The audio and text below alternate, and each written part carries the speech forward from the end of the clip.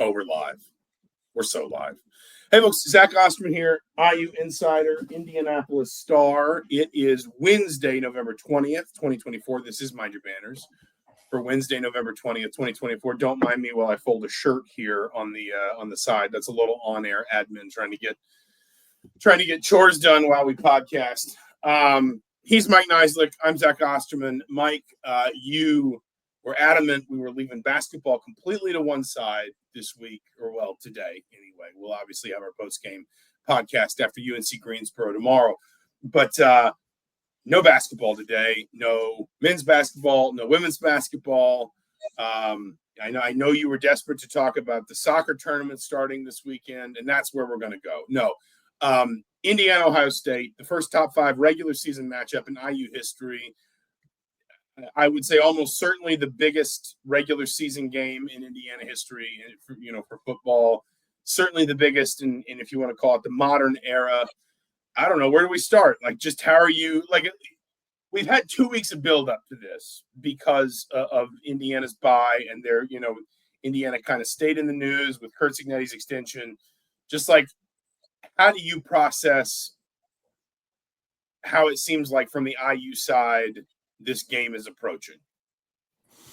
Well, I think they couldn't have asked for like a better culmination to their season. I mean, if you're pitching sort of, look, Scott Dawson's got the football project for the stadium sort of on his plate. They want to raise money for NIL to sort of keep that going. For all sorts of reasons, money kind of drives the bus. You couldn't ask for a better advertisement. Basically, a constant stream of advertisements for 2 weeks about Indiana and Indiana football. In terms of where the program is at now, what they've done in the last 12 months, Kurt Cignetti. I mean, really, don't you think that this is like the sort of, Scott, I just can't imagine him just smiling the last 2 weeks just with what's going on. Do you think he's planted the conversation with Feinbaum? Do you think this is like a no media is bad media kind of situation? Like, he's like somebody in the athletics department has set up a burner and is just constantly emailing Kirby Smart. Like, Kirby, did you see this? Kirby, look at another way that Indiana's not worthy, because I have really enjoyed the extent to which, and we'll talk about the game, in a little more depth in a bit, but like, as someone who grew up in the SEC and knows what it looks like when it just means more, I have enjoyed the extent to which IU football has just broken the SEC this year. Like, that conference is incapable of computing what this program has done. And I mean, to the extent that you have sitting U.S. senators complaining about the way Indiana built its roster, I really never thought I would see the day. Well, it's funny because it's like there's not an SEC team that like stepped up to the plate with any of these players. So like, I mean, he obviously doesn't know anything he's talking about. But like, I mean, they could have easily They could have easily come in and I mean, look, Rourke had 4 teams recruiting him, and one was the SEC. And do you know which one was that from the SEC that recruited Rourke? Was it Vandy? Yeah, it was Vanderbilt. So I mean, it's not like I think I vaguely remembered like hearing that around that time. Yeah, so all that chatter is. I think the discourse has gone off the rails a little bit. Joey Galloway, I don't understand his point about sitting Curtis Rourke. Some of this is just people. I think you have to view it for the lens of people just filling time, because it's just those are bad, unreasoned sort of takes. But no, I think the SEC is struggling with the idea of an Indiana in the playoff just because they feel like it's a direct, Indiana's stealing their spot. But I don't think anybody that's watched this team. The SEC is still going to get 4 teams in. Like, the committee has very clearly said it. Yeah, but I'm saying that's what SEC teams feel. I'm not saying it's right. I'm just saying anybody that's watched them won't agree with that. Yeah, I just like it. I mean, there is this cognitive dissonance when you hear Kirby Smart say, well, I don't know what they're looking for. And it's like, well, it seems like they're looking for wins, Kirby. Like, I mean, that, it seems like that's me. That's like me getting pulled over doing 90 right next to the 30-mile-an-hour speed limit sign and going in front of the judge and be like, I didn't know what they were looking for. couldn't really tell you. They need to be clearer with their criteria, or this isn't fair. And like, Doug Lemery over at Kings of the North, Doug had something that I thought, like a theory that I thought was very fair, which is the SEC has this weird dynamic where at any given time, there's usually at least one team, sometimes two, never really more than two, that you look at and you just say, like, listen, okay, maybe they lost this game, or okay, maybe this team's got a better margin of victory, or okay, this team is 10-0 instead of 9-1, or whatever, but you just know they're better. Saban's Alabama teams were that way, where you just sort of said, like, they can beat anybody on any given day. And hey, they lost at Tennessee, or I guess Saban barely ever lost to Tennessee, but they lost at LSU or whatever, or they lost the Iron Bowl. But, like, you covered a season where Auburn physically dominated both Georgia and Alabama, then lost the SEC championship game because they had a bunch of players injured, and then Georgia and Alabama went and played in the national title. Like, there are years where there is a truly dominant or a couple truly dominant teams in the SEC, and then there's some good teams around them, and it is genuinely competitive at the top. But the problem is what happens is the SEC wants that sort of veil of dominance to just be automatically extended out to all the good teams in its conference. And so suddenly it becomes, well, if Georgia's that good, then Tennessee must be that good. And if Tennessee's that good, then Alabama must be that good. And when you have a season like this where, okay, you can throw me Georgia's strength of schedule, or you can point out, that like their losses are largely acceptable or whatever. But you have a season like this where you're either Texas, which is de facto leading the conference right now and hasn't really beaten anybody, and has a loss at home to Georgia, or a slew of 2-loss teams like Ole Miss, which lost at home to Kentucky, like Georgia, which lost to Alabama and to who else? And Ole Miss, and by the way, barely squeaked by Kentucky and was in danger of losing to Florida before Florida's starting quarterback got injured. Like, I'm sorry, at a certain point, you don't just get like an assumed level of credit for past or presumed excellence. And that is what I think the SEC is kind of asking for here in a year where, again, the committee is clearly setting it up to give the ACC one, the Big 12 one, Notre Dame one, the fifth champion one, and then 4 each for the SEC and the Big 10. But that's not enough. And it's just sort of like, come on, like, just take a breath, look in the mirror, and live with it, basically. Yeah, and I think it'll all get sorted out. And Noah will be happy just because that's how it is. And then they'll say we should expand again and blah blah blah, as Kurt Signetti likes to say. But it's just like Indiana deserves a seat at the table whether they win this weekend or not. To me, as long as they beat Purdue, which I think we're going to assume. That's the bottom line. I just think that, I think it's the bias of having watched them for 10 weeks or 10 games that, I think this team can play with anybody. I think, and I want to talk about like the lead into this game in a second, but it is worth mentioning. So I went back and just pulled these numbers, and I'm not going to act like there's some crack research. I just, Our analytics team. Yeah, our analytics team was on top of it. If you include 2021 Notre Dame, in the 10 years of the 4-team playoff, either Notre Dame or a Power 5 team finished with 1 loss 10 times and did not make the 4-team field.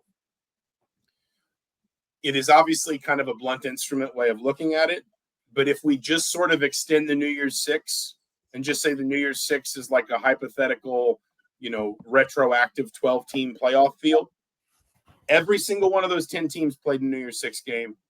Not one of those 10 teams was ranked lower than 7th in the committee's final playoff ranking, and that ranking does not come after the bowls; it comes before the bowls. But it's how they put these teams. That's how they sorted these teams out to get them into the New Year's Six games.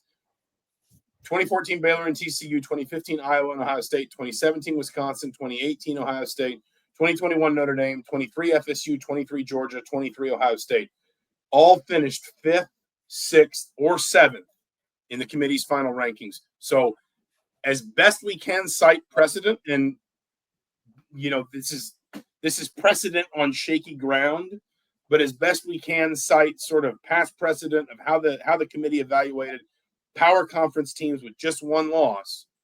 They have never not included one of those teams in their top 8 in the final rankings. Now, obviously that sort of power conference has now broken apart even further, and I think we can see that there's a very good chance that 2 of what people still sort of refer to as the Power 4 may not have a team in the top 10, and they're just going to have to get in by virtue of the automatic bye for their conference.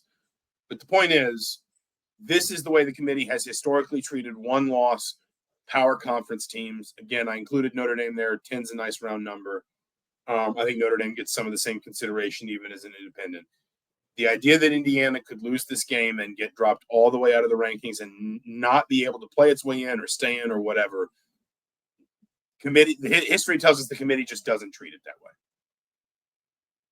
Yeah, no, and like I said, and I think that sets up what this game is. I mean, we talked about sort of they probably want to avoid a blowout, but we don't sort of. I think both of us are in agreement that don't see it that way. But I'm curious as to what your keys to the game are, or how do you think this kind of game this game shakes out?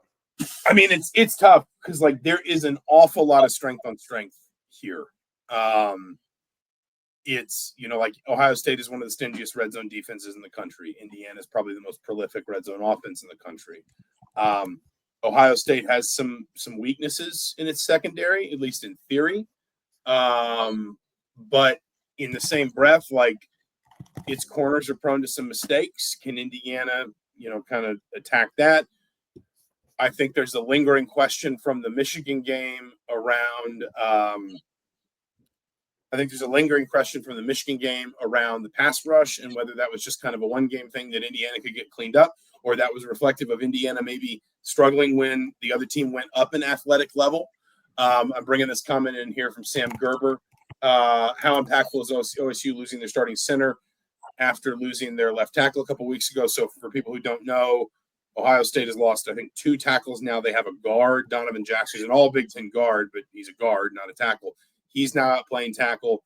They just lost their center, who suffered an Achilles injury in practice. He's out for the rest of the season. So now they're going to have to shuffle that up. They probably have, my perception is, some more natural replacements for their center. But he was a transfer from Alabama, and he's been really important to just kind of tying the whole line together. Now they've got to replace him. So now you've got the question of Indiana's pass rush against kind of a bit of a patchwork Ohio State offensive line. You obviously have 2 of the best teams in the country in scoring margin, 2 of the best teams in the country in yards per play and yards per play allowed. There are just a lot of different places to start breaking down this matchup that are kind of difficult to parse, because you're either talking about, can Indiana overcome a perceived athletic or talent advantage, or you're talking about real strength on strength. And I could, if you simulated this game 1,000 times, there aren't many outcomes you'd have a hard time convincing me are possible, because I see so many different directions this game can go. Yeah, I mean, you mentioned weaknesses in their secondary. I mean, on paper, they're been really good this season. They're ranked 6th in the country in passing defense. Have only allowed over 200 passing yards twice this season, and once was 201. So really only one time. And the only time they've struggled against the pass this season has been against Oregon. Only allowed 4 passing touchdowns to 7 interceptions. Still do get pretty good pressure, ranked 14th in sacks in the country, just 1 less than Indiana. So, statistically speaking, they've been very good against the pass, and nobody's really tested them other than Dylan Gabriel, who had 341 yards and completed about 67% of his passes. I mean, the worst Indiana's passing game looked the entire season was that second half against Michigan. Obviously, I think we'll need to be better or at least need to have at least one half where they sort of generate the production they did. Because they set themselves up well in that game by the kind of the explosive plays they had early. So I think that to me is a key. Obviously, they've got Caleb Downs in the back end. One of the more talented players in the country. I just think that's one where I wonder, because Indiana likes these little sort of like 2-man combos where like one side of the field is like quick timing, one read, pre-snap read stuff, and the other side is kind of like these sort of like zone buster route combinations where it's like you send somebody straight up the seam and then you run a post route over top of that, and that forces like the safety to make a choice basically. But like if the safety's Caleb Downs, can you do that? Can you do you feel good throwing over the middle of the field, which is a place where Indiana has really liked to go. It's not easy to throw over the middle, but the teams that can do it, it's a big weapon to have because college teams don't tend to be able to guard the middle very well. You don't have the talent level you have at the NFL. B, not a lot of quarterbacks can make those throws. One of the things that's actually turned a lot of NFL scouts on to Curtis Rourke this season, my impression anyway, has been his ability to work the middle of the field between the hashes and not be afraid of it, not be shy about throwing the ball there. I just wonder, when you have one of the best safeties in the country back there, maybe the best safety in the country back there, do you shy away from any of that? Do you have to do anything different to try and challenge Caleb Downs? Obviously, then you're asking, what is Ohio State doing coverage-wise? I'm interested to see if Indiana can take any of those shots. Penn State really didn't seem to, but I don't know that Penn State's offense is designed for that the way Indiana's is. So, I'm not sure if that's a fair comparison point or not. Yeah, and we talked about that the run game's sort of been a little bit Jekyll and Hyde. I feel like this season, especially against power conference opponents, struggled a little bit the last 2 weeks, and obviously Michigan's defensive front, shut them down completely. 28 carries, 40 yards, 1.4 yards per carry. And Justin Ellison really only had a couple carries in the second half of that game and was banged up. I think it's going to be important that they sort of keep them honest a little bit there, which they haven't been able to really do the last 2 weeks, really since, Washington, when, volume sort of was the key there, just that they ran the ball 52 times. But I'd like to, you'd like to see them run a little bit more effectively, because I think some of those, even though it wasn't gaudy numbers, they were Justice Ellison, I looked up the other day, has is one away from the most 10 runs of 10 yards or more since 2018 for IU for any running back. And just those kind of bursts have, I think, been really important in keeping defenses honest. Even when they haven't had sort of the overall, consistent success, they've at least had those sort of explosive runs. And I think those we haven't seen that much the last 2 weeks. I put a comment up here from Matt Kay that said the only stat disparity that's glaring is in red zone scoring defense. Indiana is 87th and Ohio State is first. But I actually, how many trips have IU allowed? I mean, isn't it very? That's why I wanted to highlight it, is because Indiana has, if you look at score percentage, which is the percentage of opponent red zone possessions that end in scores, Indiana's 14th in the conference. If you look at touchdown percentage, which is obviously the percentage of touchdowns, the red zone positions that end in touchdowns, opponent red zone touchdown percentage, Indiana's 8th in the conference, which is obviously pretty much middle of the road. But the flip side is Indiana has allowed the fewest red zone attempts in the conference at 22, and the third fewest, or tied for the third fewest scores overall. They've allowed the third fewest touchdowns. They are in the nobody's allowed that many field goals. So there's a whole bunch of four-way ties and whatever. The point is, I think what this highlights is, I understand what Matt's saying. The one big question that blankets over all of this is we just haven't seen Indiana pushed, because we haven't. Well, we have, not that we haven't seen Indiana pushed. Well, we haven't seen Indiana play a team like this, and so we look at these numbers. And the reason some of those numbers look bad for Indiana in the red zone specifically is because Indiana is just not allowing a lot of red zone possessions. Is that a function of how good Indiana is, or is that a function of who Indiana's played? We can kind of extend that out to a lot of different conversations around this game. And I think why a lot of people are fascinated by this game, including me, is it feels like it's like not to be too reductive, but it's going to give us a sense for exactly where Indiana's level is in a way that we thought Nebraska might, but it turned out they couldn't. We thought Michigan might, but no. We thought Washington might, but not really. You can't really fake for better or worse Ohio State. And no, but I think they've. I mean, I would. I mean, it's parts of the roster. We don't have to break it down. But Michigan's defensive line is by far the best in the Big Ten. So I don't know that. I think they're better. I think Ohio State's defense is better, but I think Michigan's defensive line is better. Yeah. So I mean, I don't think it's like this is going to be like just a total shock. And in terms of kind of flipping over, one thing that I thought was interesting, I didn't ask the question well to Kurt Signetti, and I asked it better to Aiden Fisher, and I got the answer I was looking for. Is that is Indiana benefiting on defense from the second year with Bryant Haynes?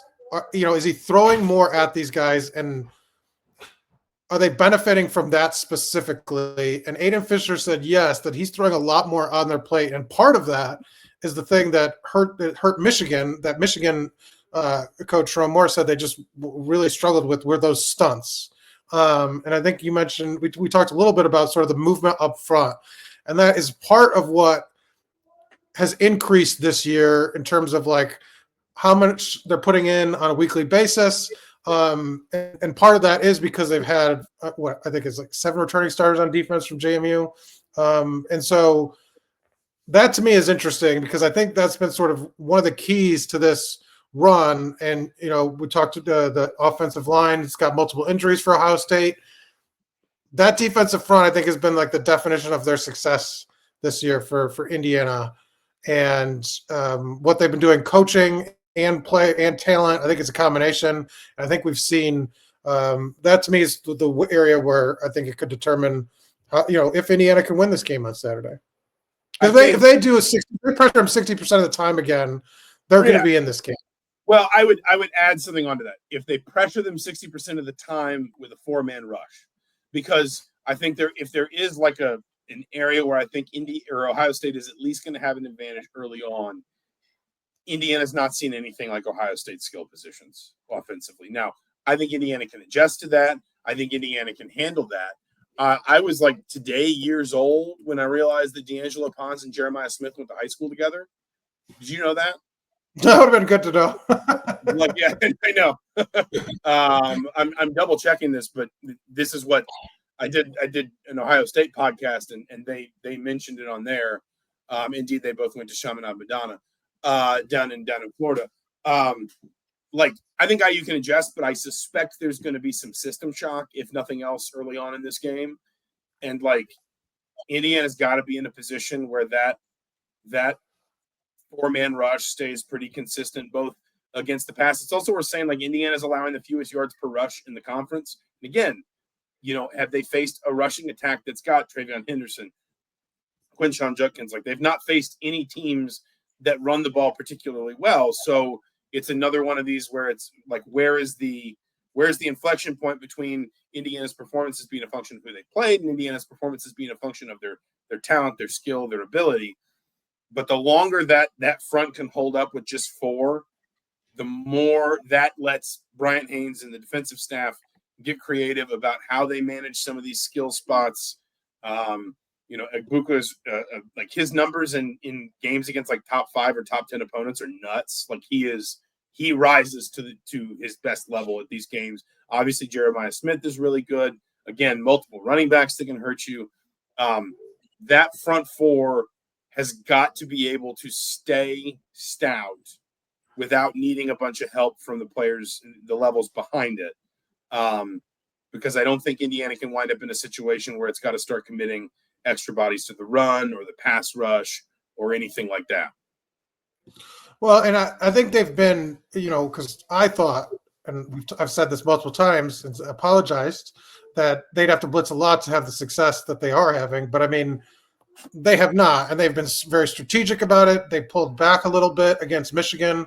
Only blitzed, per Football Focus, 11 out of the 34 dropbacks So we're very careful of it, and they never that number never really goes above 50%. I mean, they've been very strategic about when they bring pressure, where they bring it from. So it hasn't been like, you look at their numbers and be like, oh, they must be just blitzing the heck out of teams, and they're just not. And it's it's mostly come from that front four. So yeah, I mean, the one way to make sure a team doesn't have time to get the ball to their skill players is by generating the pressure that Indiana has, and that sets themselves up well for giving them a chance because Kamara, and I think particularly the last couple of weeks, their interior of the line has played the best they have all season in terms of James Carpenter and CJ West, and I think that's paid huge dividends for for stopping people. Well, for stopping the run in particular, and putting in teams in positions where they are going to have to throw the ball. And Ohio State is not. I mean, there are teams that throw the ball a lot more than Ohio State does. Like Ohio State, if you look at I've cited Curtis Rourke's attempts per game number as evidence of his efficiency this season. He averages 26.4 attempts per game. Will Howard only averages 25.5. I mean, it is not an offense that leans kind of hard one way or the other. They've been not necessarily elite running the football, but they've been one of the best teams in the conference running the football, one of the most effective teams in the conference. Again, though, they average 35 rushing attempts per game. That's 8th in the Big Ten. They're pretty balanced there. You've got to be able to take one or the other away is kind of my point. And if you can do that with the front four, which is what Indiana's been able to do so much this season, that's when I think some of this starts to bend a little bit more in Indiana's direction. Yeah, absolutely. I agree with that. I think they got good news in terms of Indiana got good news of being healthy this game. I think that's a big deal. I think if they would have been, I think Miles Price is an important kind of piece for them. I think Justice Ellison, having him 100%. Obviously, you're not going to get Drew Evans back, but they can't afford any sort of more injuries on the offensive line. We've talked about them being sort of thin up front all season. Now they're at their limit, right? They could afford one injury. And so now you kind of look at that and I think they're holding their breath a little bit because, Austin Barrett, maybe he's next man, they're really thin. They've nobody with experience behind Taylor Stevens that's available to sort of step in and play. So that's probably an area where you're going to be watching the next 2 weeks, really hoping that they can stay healthy because they're out of depth, at offensive line. No, that's fair. And I mean, listen, Curt Cignetti said this, and I think it's kind of underscored by Ohio State's latest injury. Everybody's a little banged up. Everybody's got to solve some problems. I think it's very relevant what you say that it seems like Indiana's probably about as healthy as it's going to be, as it can reasonably be going into a Week 11 game. That's even another couple of weeks for Curtis Rourke's thumb to keep healing. I know he said he's at or near 100% and whatever, but, it can't hurt. When we talk about guys that are important in this game, you mentioned Miles Price. I would also mention Keyshawn Williams. I just think, I think this is going to be a game where Indiana is going to have to pass to run. And I don't necessarily even mean that they pass the ball and that opens up the run, but I mean more like the idea that the passing game sort of becomes a de facto run game. And Price and Williams and a little bit Miles Cross are the guys that are so good at that short and intermediate, sort of range and routes. They're really good getting to the edge quickly. They're really good in the screen and the swing game. They're really good with those quick timing routes, yards after catch, that kind of stuff. Obviously, Keyshawn Williams is honestly one of the hardest runners on the team. I think that's probably fair to say, among all skill players. You think about that run he had against Northwestern, you're going to need some of that too. You're going to need to be able to break through some tackles. When people say who are the most important players in this matchup, there are some that are obvious, the tackles and Curtis Rourke and Elijah Surratt, or on defense it's Kamara, it's West, it's Carpenter, it's Fisher, it's Walker, it's Pons. But if you're looking for sort of like under the radar guys, I would look at some of those receivers that make the short to intermediate passing game work, because I think Indiana is going to need that to have offensive success in this game. Yeah, and I wonder if they'll, try some newer things or break out some things that they haven't needed to. Like Zach Horton's been sort of a not underappreciated, because I think he gets a lot of appreciation, especially from like opposing coaches and pundits that like watch film because of his sort of toughness and blocking. But they haven't used it much in the receiving game. And when you watch the spring game, you thought, man, this guy's going to have like 50 catches and sort of be involved, on a down-to-down basis. And they really haven't. They've really kind of used him sparingly, and he's been more of that blocking guy. And so I wonder if they try some different things, like go to some tight end stuff where try to create some matchups for him, because I think he's sort of been, and he had talked about like, I'm okay with not getting many catches. I'm fine with my role, but I think he's capable of more and trying something, because this is they've had 2 weeks to sort of come up with the game plan. They've had a lot of time to watch film. What new thing do they sort of break out to try to, confuse Ohio State? And that's just one guy where I think, could have some things in store, just because they haven't used him very much this season in the passing game.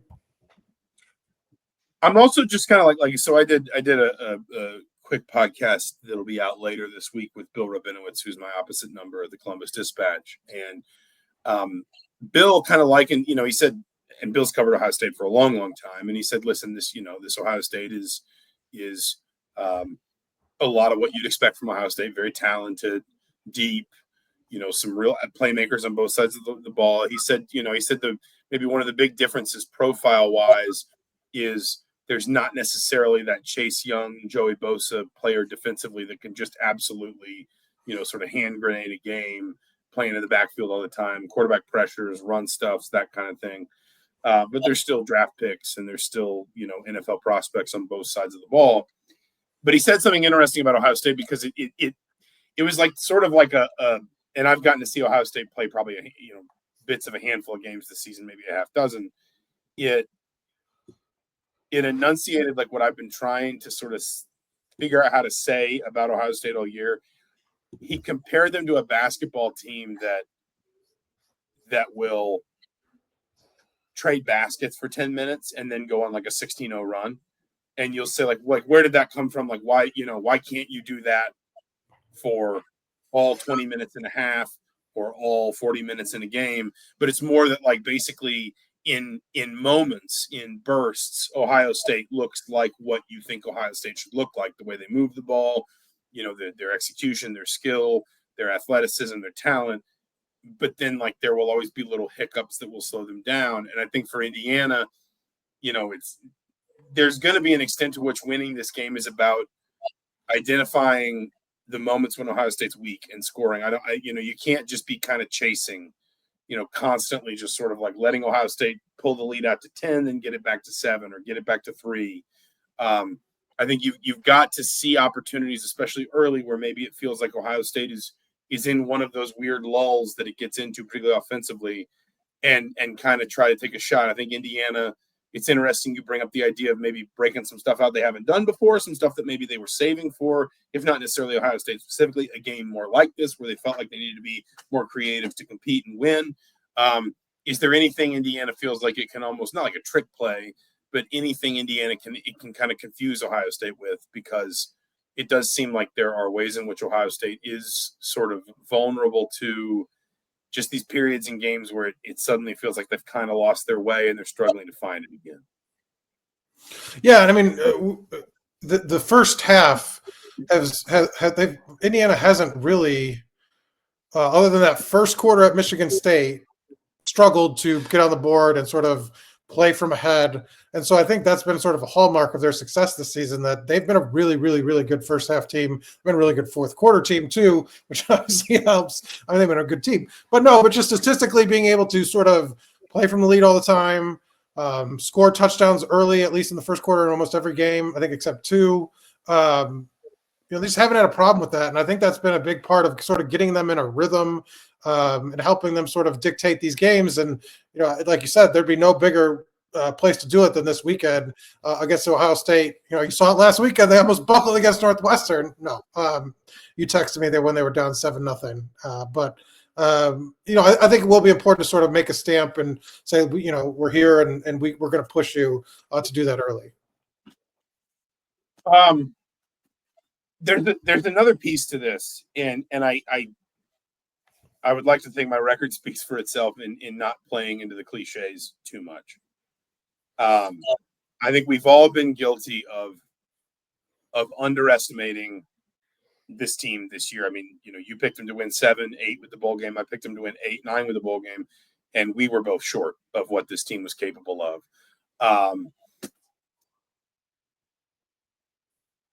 It is interesting to me, Bill said, based on like some comments that like Ryan Day made, Will Howard made, I think Jim Knowles was the other one who talked. Like, he said his opinion is that Indiana has Ohio State's full attention. But it is interesting to me from the Indiana side of this matchup, like so much of the conversation around this game begins with, when Indiana loses to Ohio State, then what happens? And I know that like some of that was you did. That was the premise of the story you wrote. Well, no, that was bracketology. That was just breaking out what might happen. No, you're guilty. Like this, you're saying are you blaming others? Hold on. Right. It's not news that I am the SEC deep state. Okay. Like I'm not like, it's not new news that I'm actually just a plant for the Southeastern Conference. I've been up here for 20 years and they finally activated me. Like I'm the Russian spies from the Americans. They finally sent me the code word and I'm active. But like, in all seriousness, I understand that there's an element of that is just kind of animated by like Paul Feinbaum and like Kirby Smart and, everything kind of the SEC stuff we talked about earlier. But I am struck by just like, that is the national perception of this game. Like whenever I hear anyone talk about this game, I hear them talk as though like there's sort of like a token, hey, Indiana can win. Indiana can absolutely win this game. And then the conversation always shifts over to, and then when they don't, how are we going to handle Indiana? And like that is not a good enough Ohio State team for me to think that they won't be affected at all by that. Does that make sense? Like there have been Ohio State teams that had that level, just that level of excellence that you just thought if they're going to lose, it's going to be to Alabama in the semifinal or whatever. They just cannot be, sort of stopped or contained enough. I'm not sure this Ohio State team is quite that good. And I am, at the risk of turning this all into like brand bias bulletin board material, surprised and curious to see how it affects this game, the extent to which this matchup has been colored by the assumption that at the end of the day, Ohio State is just going to win. Yeah, I don't know. Not accusing me of backpedaling. He's gonna find out. We'll put it up here right now, John. You're gonna find out just how forward pedaled I've been all week long in a few minutes. Don't you? I don't know what that means. But, don't you worry. I don't think whatever the national perception of is, and what of the punditry of it all and social media, I don't think it gets to the locker room much. I think a lot of these guys have turned off their social media, for the season. I know Curtis Rourke has. I don't think they're sort of playing those games. I think what you see from the locker room is, I think was the most noteworthy comment Kurt Cignetti made, and I was writing about this today, that, look, most of my coaches and most of my players starting have won 24 of their last 25 games. They don't know losing, right? They don't find losing acceptable. I'm adding that second part. But the idea that, Ohio State's lost more games in the last 12 months than any of these JMU players have or any of these JMU coaches have. So I think they view it like that they're not an underdog. I think that they, they've had that chip on their shoulder all season. Kurt Cignetti's played into it. And I think that the locker room is sort of focused on, Kurt Cignetti keeps making fun of people calling it a historic game. He's like, a historic game, it's just the next game. And I think that's cute and, obviously not true. Well, let me ask you this.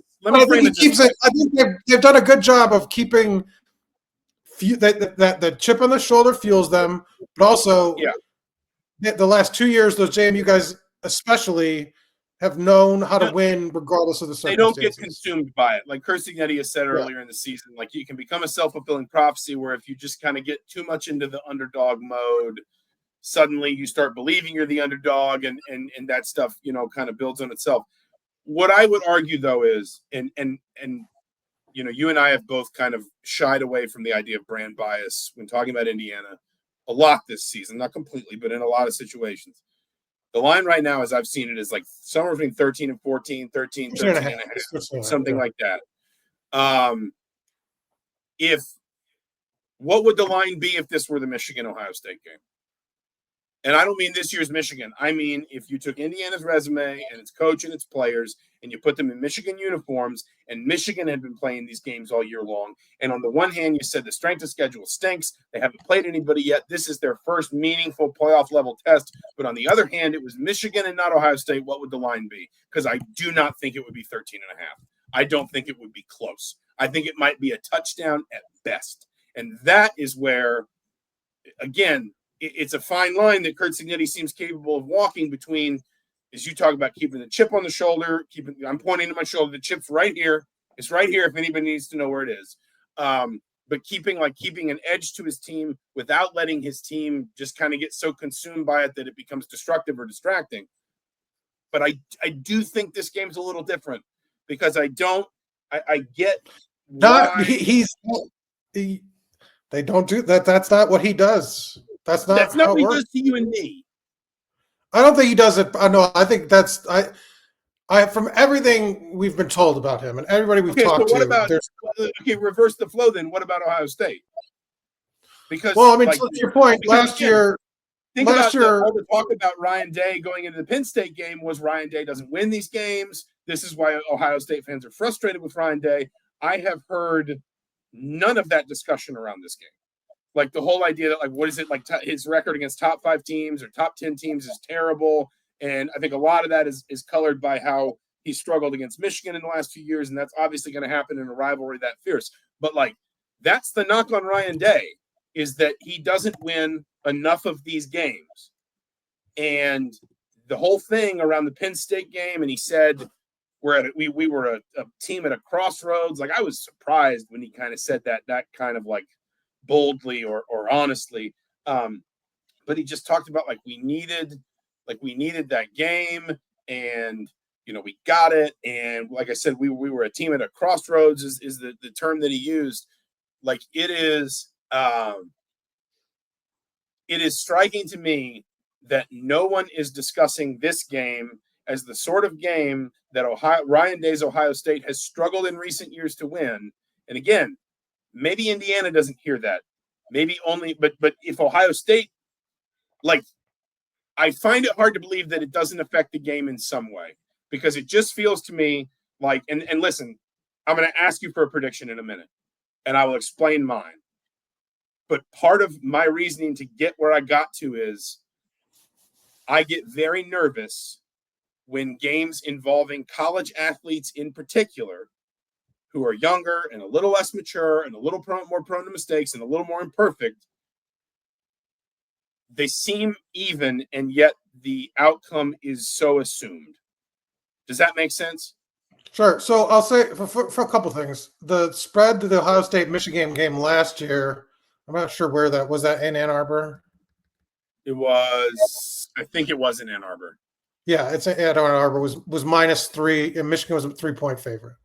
I don't know what that does to your point, but maybe if it wasn't Indiana, if it was Michigan, it'd be 7 points. But I will say they've had a hard time gauging Indiana all season. They're 8-2 against the spread and have beat it by an average of 14.5 points. So they've sort of undervalued, I guess, what they've done all season, and Indiana's sort of obviously blown everybody out. So that's not sort of necessarily a new thing for this week's game, right? And so it's just more magnified when it's number 2 Ohio State against number 5 Indiana, and it's sort of like everybody's going to look at it as now we finally find out how good Indiana is. And I remember joking with you after like week 4 or week 5 that we were going to get to the national title game and they're going to be playing Georgia. We'd be like, all right, now we're going to find out how good Indiana is. But like, I just, like I said, if there's so much about the narrative and the conversation around this game, whether we are talking about betting lines, spreads, perception, again, like the fact that no one's bringing up that Ohio State fans had just decided Ryan Day didn't win big games before he went to Penn State and beat a coach whose fans have also decided he doesn't win big games. Like there's been really no talk about that at all. It is all just kind of implied or assumed the outcome before the ball's kicked. And I would not underestimate this group. That is what I would say. No, and I think the overwhelming being Ohio State being an overwhelming favorite is not necessarily in most circles. I don't know, in all, but like not all national pundits probably have a view. But I don't think it's not saying that they can't compete or they won't make it a game. Or at least that's been the tenor to me. That I don't think it's gone that far. That I do think that there's an assumption that the Ohio State's a favorite. But I mean, they're at home. I'm not saying they shouldn't be a favorite. More like the way on paper. I mean, they do have the they do have the more. I mean, they have the more talented roster. I think from top to bottom, just talent alone. The NFL. I don't know what the measuring stick is, but I mean, they're going to have more first round guys, more guys drafted. Whatever. I don't know what the metric is because it's not 5-star. Because obviously, every 5-star doesn't develop. But I mean, like in terms of like what they churn out in terms of NFL level talent of this specific roster, I think will be higher than Indiana's, and no doubt. Maybe some of Indiana's guys will play them down the line. But I just feel like that's where it is. I don't know necessarily the deepest roster in the aggregate in the country. It probably has an argument. Yeah, I mean they were competing for like their transfer pool targets were a little different than everybody else. They're like, what's the best player at every position? Right. So, they were taking Kansas State starting quarterback and Alabama starting center. I mean, like I'm not disputing the talent. It's more like, and so I'm saying that's where for every game they should have a built-in advantage. In terms of maybe with the exception of Oregon because they're at the same level of at the same level of talent that Ohio State should be 10-point favorites over everybody. And I recognize like why they are. I recognize where the game's played and all those factors. It's just. When Ohio State played at Penn State, an enormous amount was made of Ryan Day's record against top 5 teams. Like that was, and the fact that like James Franklin, I keep backing up from the computer here, that like James Franklin had struggled in those games, Ryan Day had struggled in those games. It was, it was kind of a movable force meets. It seems like you're more frustrated. Ryan Day's seat isn't warmer. Like this seems no, that's not what I'm saying. What I'm saying is Ryan Day discussion. What I'm saying is. Again, going back to the idea, if Indiana were wearing somebody else's uniforms, I suspect we would be asking if there was pressure on Ohio State to win this game. And, like Bill Rabinowitz has covered Ohio State for a long time. Bill said he thinks it's kind of a lose-lose for Ohio State. And I'm not sure I agree with that because he says basically if Ohio State beats Indiana, they were favored to do it. Nobody gives them any credit for it. I think it probably depends how that outcome occurred. And if Ohio State loses, the sky is falling. But like people have not kind of considered that as a possibility to me at a level that maybe we get there and we find out that like we were too close to it. The national perception was right. Indiana's a really good team, but it's a cut below the best in the conference, the best in the country. Ohio State controls that game. They win 45-20 and it's never really in doubt. And maybe I'm completely off base. I think that people would be seeing this matchup very differently if they didn't have to overcome whatever built-in doubts they have about Indiana, not as a team, but as a program. And I find it hard to believe that that's not going to somehow color at least some of what happens on the field Saturday. That is my point. I just don't understand how it spills over the field because the Ohio State players buy into the fact that there should be favorites. Maybe. What I don't know. I mean, Ryan Day's 3-6 against top 5 teams. It seems like more of a discussion of Ohio State's sort of psyche than it does Indiana. Mind your Ohio State banners. Yeah, it's like how are they going to handle success? Like, I don't know Ohio State. Like, I don't know what they've been, how Ryan Day approaches that. Like, tomorrow's a concept. Do you think tomorrow's a concept in Columbus? I feel like we've seen enough of Indiana to know that tomorrow's not guaranteed, right? That message has sank in. Guaranteed in Columbus. Right, we don't know. I don't have any idea. In Columbus, do you play every play the same? 6 seconds of play, every play has a life of its own. I mean, maybe what your point really is that Kurt Cignetti's got an advantage, that he's the difference, right? That all right. Maybe you trust him more than you do Ryan Day. Is that maybe what deep down is what your heart is saying? So basically, I picked Indiana to win. Okay. And where is this pick? Is this in? I do an annual Q&A with 11 Warriors, which is an Ohio State, like a long-standing Ohio State website, independent coverage website.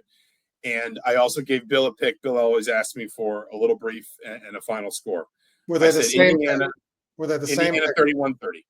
I saw who Barazzi said earlier, he thinks it's going to be a lower scoring game. I think if it's a low scoring game, I don't think that favors Indiana. Not that they can't win that way, but I think Indiana's going to have a better opportunity to win this game if there's a point in the game when it opens up a little bit and the offenses get going and you feel like you can get Curtis Rourke in some rhythm, and that if it's still close in the fourth quarter, Indiana has been arguably the best fourth quarter team in the country. I think at the beginning of the season, I said I was picking Indiana to win these games that I picked because I thought Indiana had an advantage at coach, at quarterback, some combination of coach, quarterback, and home field advantage. They will not have home field advantage. I think they have the better coach, and it's not far apart, but I think they have the better quarterback. And that, to me, against an Ohio State team that in aggregate talent is great, and if this were a computer simulation and we could say their overall offense, defense, special teams ratings are these, they would beat Indiana, 99 out of 100 times or whatever. But an Ohio State team that I have seen just look sluggish enough, just mistake prone enough, just that little bit not quite elite. I think Kurt Cignetti with a bye week, and to your point about the sort of winning habit that has sort of gripped his program here, Indiana 31, Ohio State 30. And everywhere I have said that or written that, I have said the store will be open for all receipts to be returned on Sunday. If anybody wants to come back at me, I'll own it. Indiana 31, Ohio State 30. Yeah, I usually make my picks. What was it? Today, Wednesday. I usually make them later tonight when I'm writing my prediction preview story. So I didn't have this ready, but my gut says Ohio State like 28, Indiana 17. They cover. It's less than a 10-point game. They're in it, but that Ohio State, like you said, that home field advantage, I do think is not insignificant. This isn't a team that has. I mean, they played well on the road, but they haven't played a lot on the road. Only 3 road games to this point this season. And Ohio State's got some superstars on their team, and I do think that is something that. Michigan was missing their best player last week, the corner. They still, that defense did make a difference and slowed Indiana down. And so I think that does matter in these games. Obviously it'll be contingent on Will Howard getting Jeremiah Smith and some of the receivers the ball. Curtis Rourke, I don't think is going to be completely shut down. And I think they have offensive scheme and offensive minds on offense. And Mike Shanahan and Tino Sansari and Kurt Cignetti that are very good at finding weaknesses. But at the end of the day, on the road, it's reluctant to pick them. I wouldn't be surprised if it's flipped. I wouldn't be surprised if it's the score you said and teams, offense runs the day. But right now, that's where I'm leaning. I reserve the right to asterisk to change it tonight when I spend some more time thinking about it. But that's where I'm at right now.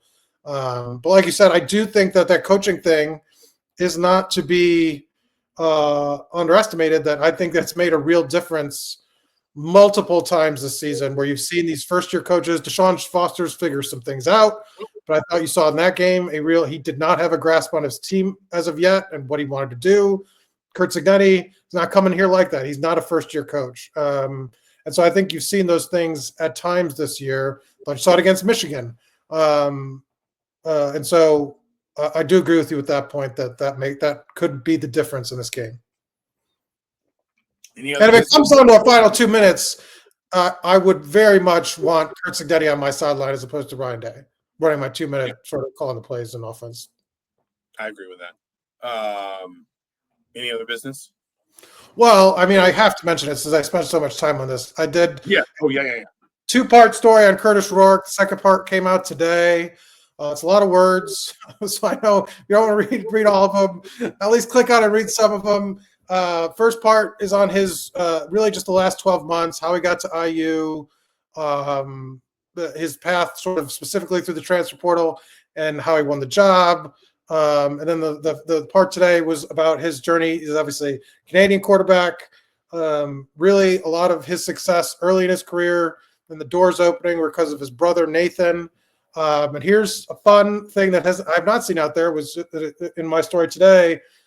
Nathan and Curtis Nathan's 2 years older. He went to the CFL for a couple of years, bounced around the NFL, and now is back in the CFL. Has not seen a game of Curtis's, a game that he started. They were teammates for 1 year. Curtis only played a handful of snaps. Has not seen one of his starts going back to his upper years as an upperclassman in high school when he was at Holy Trinity, Curtis was. This will be the first start. He's going to be at the Ohio State game. So this will be the first time he's in the stands for one of his brother's starts, which I think is pretty cool and meaningful because they both played at Ohio. And Nathan was kind of joking that they go to their own games and see Ohio State gear. And his reaction was, damn, can't you wear green for one night? So they've been used to being in the shadow of Ohio State. So that's a long way of saying, please read the stories. It sounds like the sort of magical narrative moment that would culminate on the field at the Horseshoe when Indiana wins 31-30, and Paul Feinbaum has to walk out and present the SEC championship trophy to Curt Cignetti, who then declines it, doesn't want it, sends it back. But it also, in the first part, I got to look up his name. So there's some sliding door moments in there in terms of like what if. The first one is Wake Forest had Curtis Rourke set up to visit their campus before Indiana and took a commitment from their quarterback now, was it Hank Bachmeier, and then called Curtis and canceled the visit. And so Indiana called and was like, we want you on campus right now. Let's get you down here. So what if Wake Forest gets him on campus first? And you know, that they lock down his commitment. That's an interesting sort of what if. And then the other one, Curt Cignetti wouldn't tell me who, but they did have mobile quarterback in mind that they kicked the tires on and thought about before landing on Curtis. And that would have been, he said that there was a much different quarterback in terms of like skill set. And to see a mobile quarterback that they pick instead of Curtis would have been sort of an interesting what if as well. And highlights in the future that they're not going to be constrained to sort of pocket passer versus a dual threat guy. That's interesting because like Tom Allen said for 7 years that he wanted a dual threat quarterback. And for 7 years, he kept recruiting guys like Brendan Sorsby and Connor Bazelak. Anyway, guys that just like, okay, they could run if you needed them to, but like they were pocket quarterbacks first and foremost. Anyway, we'll leave it there. Thank you all so much for listening. Thank you for the 60 odd people that joined in. These streams keep getting bigger. We will be back tomorrow night with a post game UNC Greensboro podcast. That one will not go as long as this one. I'm confident in saying. And then obviously we will have all the attendant coverage from Columbus on Saturday. Mike and I'll be headed over. In the meantime, HeraldTimesOnline.com for that 2-parter on Curtis Rourke. I've read part 1 and part of part 2. It is read all the words. I think read all the words. I say read all the words because I think they are all very good.